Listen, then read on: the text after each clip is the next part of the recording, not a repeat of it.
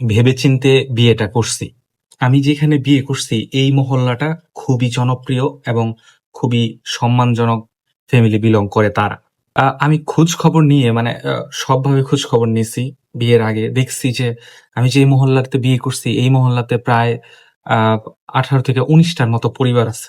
ওই পরিবারে প্রায় 34টার মতো মেয়ে আছে। হ্যাঁ, ওই মহল্লাতে ওই সময় 34টার মতো মেয়ে ছিল। তো আমি যেহেতু সময় নিয়ে দেখাশোনা করে খুব ভালোভাবে বিয়ে করছি, তো মেয়েটা দেখতে খুবই ভালো ছিল। আমি পরিবার সহ গিয়ে ধুমধাম করে মেয়ে ভালো, সুন্দরী, অনেক টাকা কাবিন দিয়ে তারপর আমি বিয়েটা সম্পন্ন করলাম। বিয়ে সম্পন্ন করার পরে কাহিনীটা ঘটলো যেটা, সেটা হচ্ছে যে 3-4 দিন পর আমার কানে খবর আসলো যে আমি যেই মেয়েরে বিয়ে করছি সেই মেয়ে ওই যে মহল্লার মধ্যে 34টা মেয়ে ছিল এর মধ্যে সবচেয়ে খারাপ মেয়েটা হচ্ছে আমার বউ। কন এবার কেমনটা লাগে এইবার যে এত দেখা শুনে বিয়ে করলাম, বিয়ে করার পরে এখন বলতেছে যে আমার বউই নাকি সবচেয়ে খারাপ দেখি।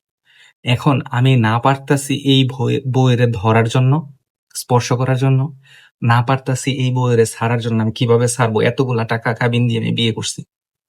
হ্যাঁ, বলেন আমি এটা কিভাবে ছাড়বো?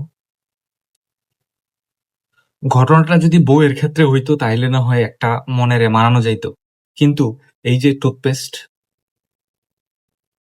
এই টুথপেস্টটা আমি এই টুথপেস্টটা কেনার আগে 3-4 দিন আমার টুথপেস্ট ছিল না।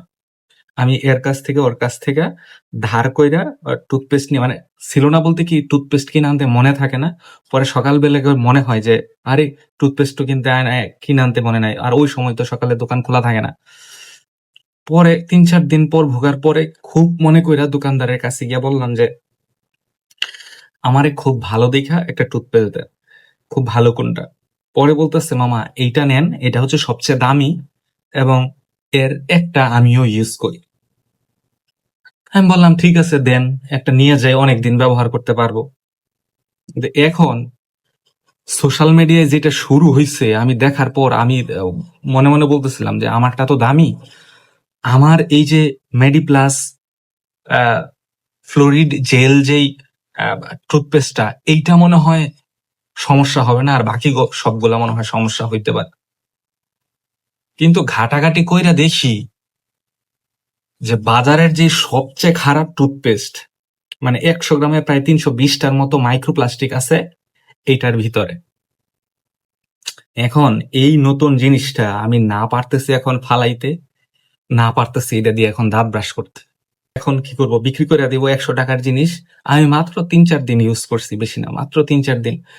অল্প দামে হইলো বিক্রি করে দেব। কেউ যদি নিতে চান তাহলে একটু ইনবক্স করেন, কিংবা ইনবক্স করা লাগবে না, কমেন্ট বক্সে একটু জানায়েন যে কেউ যদি নিতে চান। ধন্যবাদ, ভালো থাকবেন সবাই।